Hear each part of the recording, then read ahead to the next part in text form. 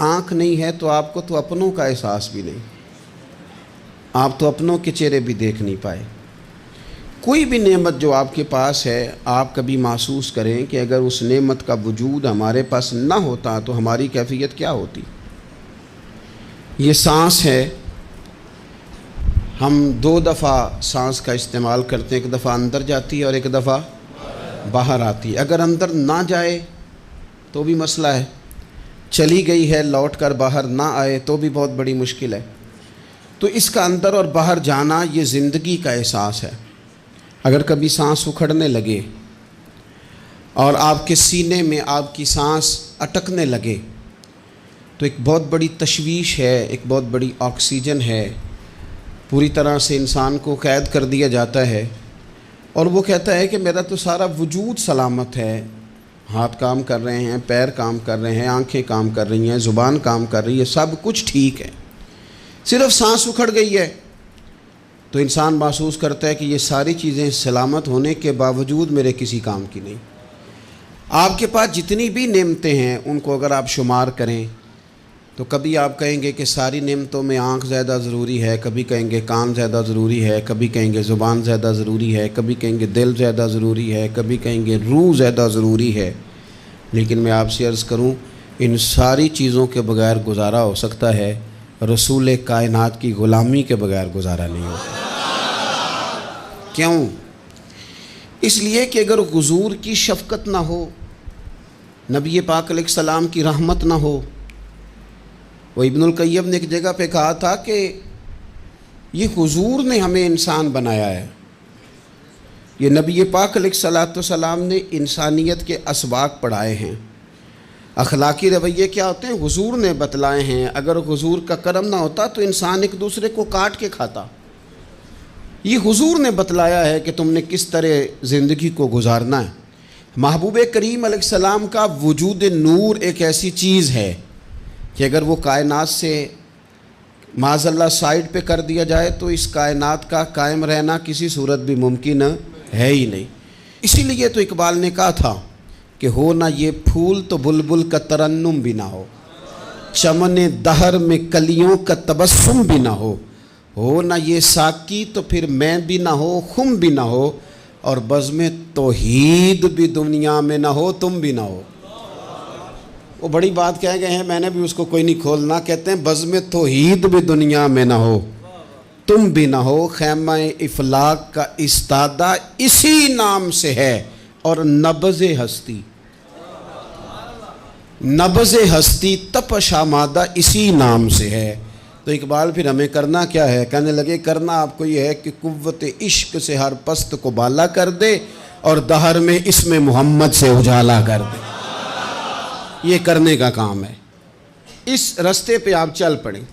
میرے بھائی، پہلی امتوں کے آپ تذکرے پڑھ لیں، کتابوں میں موجود ہیں، سورہ اعراف کو دیکھ لیں، اس میں بہت ساری چیزوں کا تذکرہ کر دیا گیا ہے، اور بھی قرآن مجید کی بے شمار صورتیں ہیں، آپ ان کو دیکھ لیں، اس پر غور کر لیں۔ جب قومیں نہیں مانتی تھی، انکار کرتی تھیں، تو اللہ تبارک و تعالیٰ انہیں تباہ کر دیتا تھا۔ بات نہیں مانی، ختم ہو گئی۔ ایک مقصد ہے نا جس کے لیے کسی چیز کو بنایا گیا ہے، تو مقصد تخلیق انسانیت کیا ہے کہ وما خلقت الجن والانس الا لیعبدون، جنوں اور انسانوں کو اللہ نے اپنی عبادت کے لیے پیدا کیا، اور ان کو جب عبادت کی دعوت دی گئی، جب انہیں پیغام دیا گیا اللہ تعالیٰ کی توحید کا، انہوں نے نہیں مانا، تو جس مقصد کے لیے بنایا تھا جب اس طرف ہی نہیں آئے۔ یہ پنکھا لگایا جاتا نا ہوا کے لیے، تو اگر پنکھا ہوا نہ دے تو اس کا کوئی چھت پہ کام ہے؟ اس کو اتار کے تو آپ سکریب والے کے پاس بھیج دیں گے، بھئی ختم ہو گئی بات۔ تو مقصد جو تھا نا، اللہ کی عبادت تھی، تو جب قومیں اللہ کی عبادت کی طرف نہیں آئیں تو اللہ نے انہیں تباہ کر دیا اور صفحہ ہستی سے مٹا دیا۔ اللہ تعالیٰ کے پیارے محبوب علیہ السلام نے کفار مکہ کو، قریش کو، عالم عرب کو، عالم انسانیت کو دعوت دی، وداعیا الی اللہ باذنہ وسراجا منیرا۔ اس منصب پر فائز ہو کر حضور نے دعوت دی۔ جب انہوں نے دعوت کا انکار کیا، حضور نے انہیں عذاب سے ڈرایا، اللہ کے عذاب سے، چونکہ حضور نذیر ہیں۔ انہوں نے یہ کہا کہ اگر آپ کہتے ہیں نا کہ ہم پر عذاب آئے گا تو پھر آپ وہ عذاب لے آئیں، ہم پہ آئے۔ جب کوئی آدمی منہ سے تباہی مانگے، جب کوئی شخص اپنے منہ سے یہ کہے کہ کر لیں جو ہوتا ہے معاذ اللہ، تو اگر تو سامنے والا کمزور ہو تو شاید وہ کچھ نہ کر سکے، لیکن یاد رکھنا کئی دفعہ کمزور ہوتا ہے تو کچھ نہیں کرتا، تو کئی دفعہ مہربان بڑا ہوتا ہے، رحمان اور رحیم کئی دفعہ کرم نوازی کرتا ہے۔ جب انہوں نے کہا نا کہ لائیں وہ عذاب ہے محبوب جس کا آپ وعدہ کرتے ہیں، تو اللہ نے کیا فرمایا؟ فرمایا وَمَا كَانَ اللَّهُ لِيُعَذِّبَهُمْ وَأَنْتَ فِيهِمْ۔ محبوب رب کی یہ شان ہی نہیں کہ انہیں عذاب دے، کیوں؟ اس لیے کہ آپ ان کے درمیان موجود ہیں۔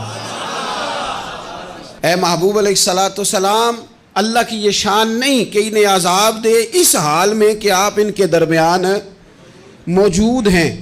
آپ میری بات کو سمجھیں گے، غور کریں گے کہ کافروں کے درمیان اگر حضور موجود ہوں تو عذاب نہیں آتا، تو قیامت میں جب حضور مومنوں کے بیچ موجود ہوں گے،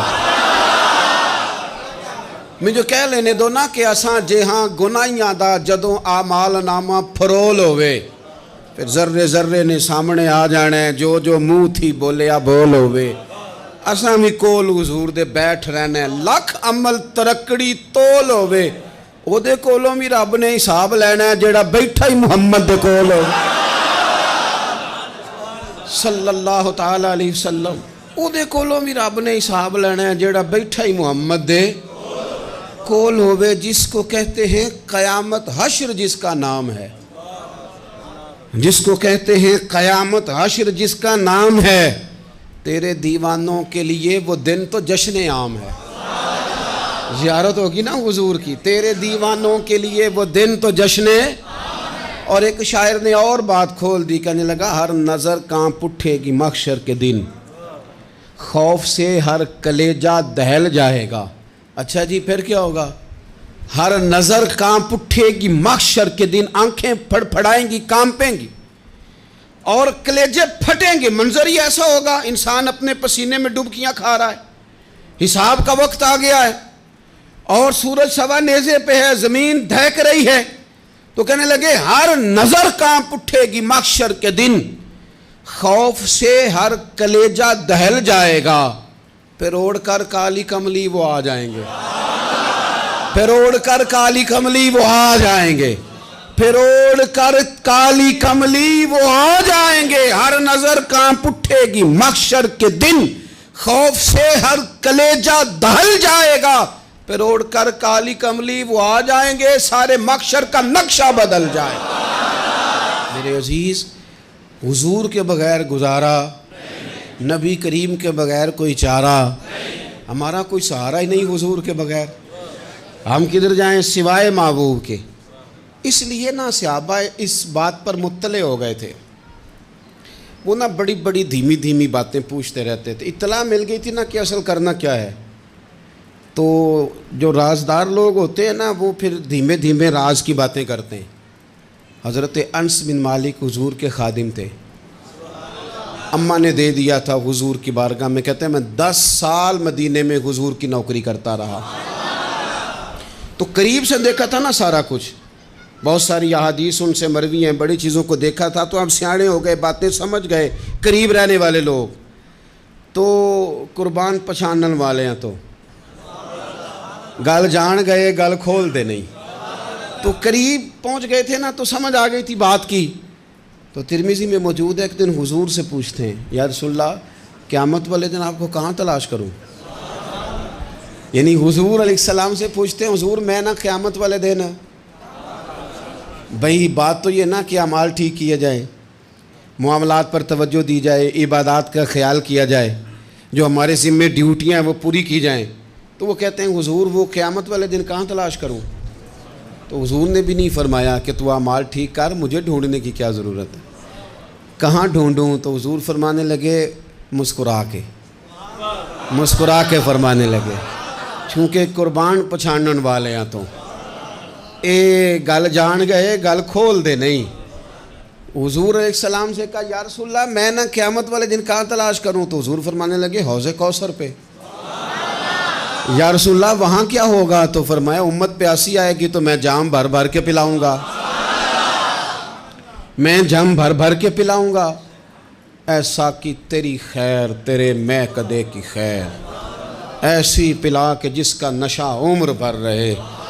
اور ایک نے کہا تھا کہ طیبہ سے منگائی جاتی ہے، سینوں میں رچائی جاتی ہے، توحید کی میں پیالوں سے نہیں نظروں سے پلائی جاتی ہے۔ حضور صلی اللہ علیہ وسلم نے فرمایا حوض کوثر پہ بھی جام پلائیں گے۔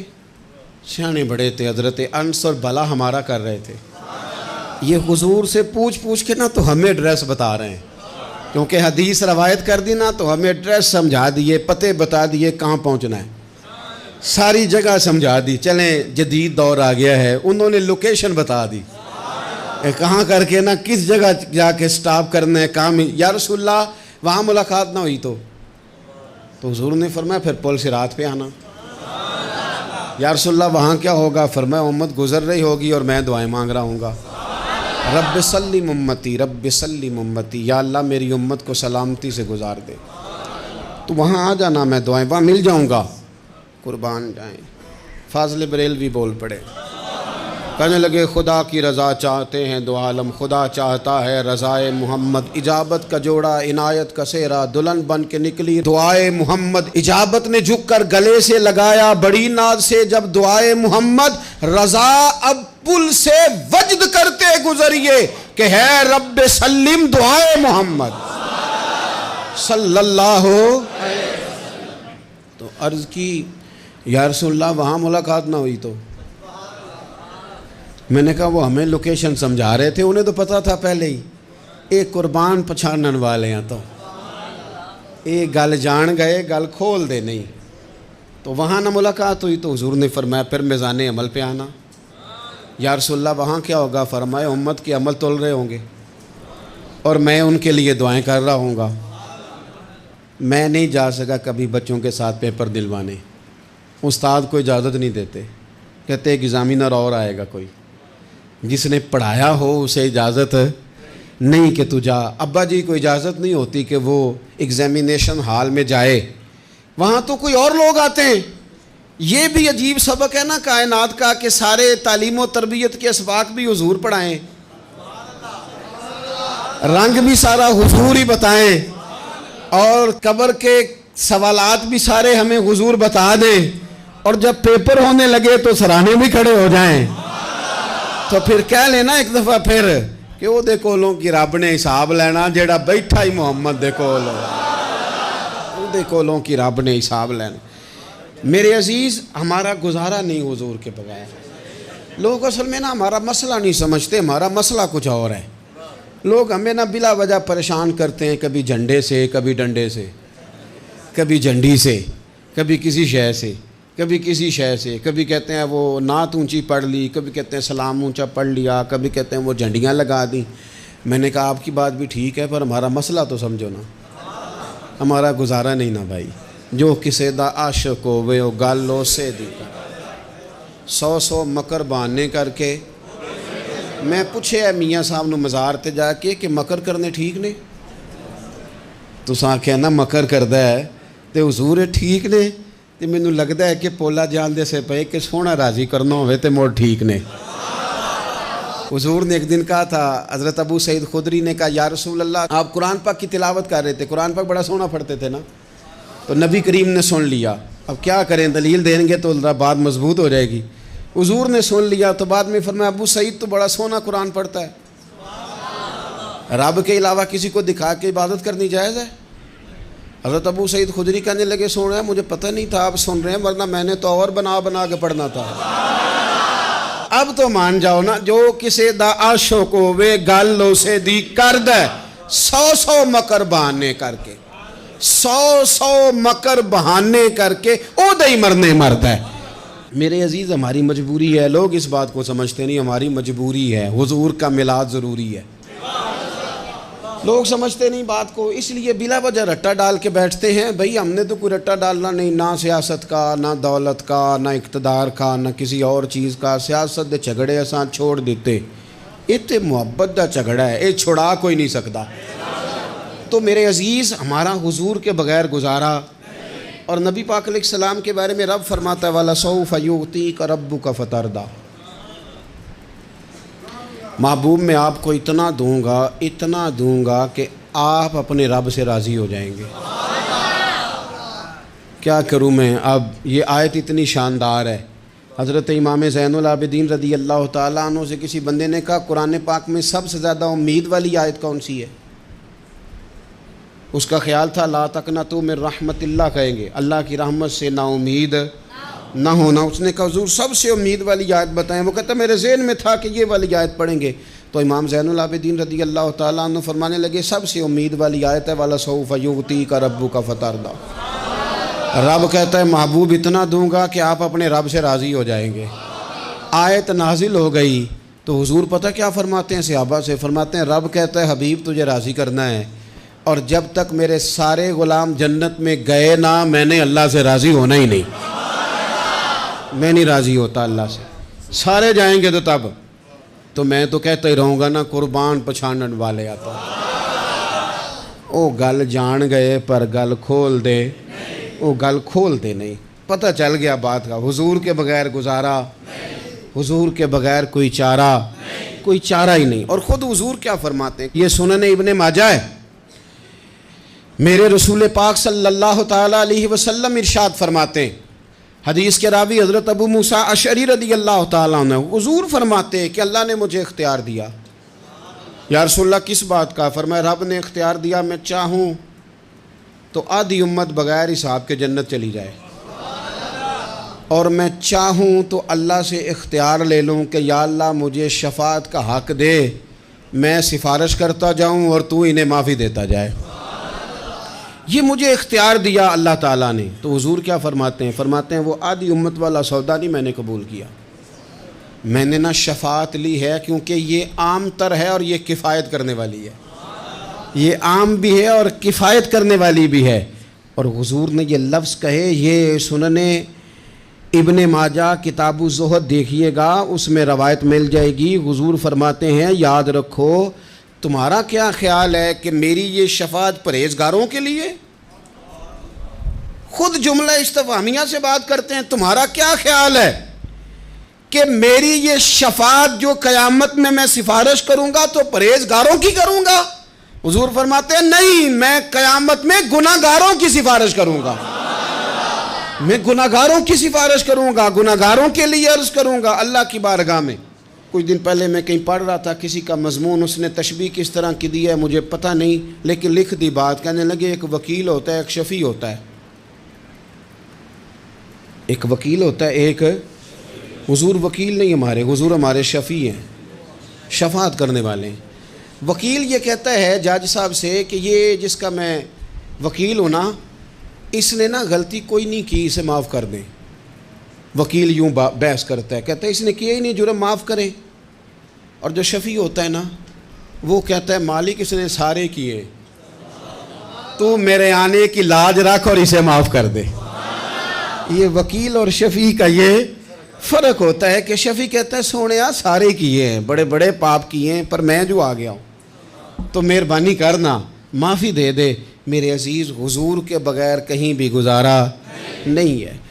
ہم نے نا جب یہ بات سمجھ لی، اور پتہ ہے نبی کریم صلی اللہ علیہ وسلم نے آگے بڑھ کے خود بھی کئی مقامات پر اس بات کو کھول کر مختلف انداز میں بیان کیا۔ حضرت عبداللہ ابن عباس رضی اللہ تعالیٰ عنہ کی روایت آپ دیکھ لیں، یہ آپ کو مستدرک میں ملے گی۔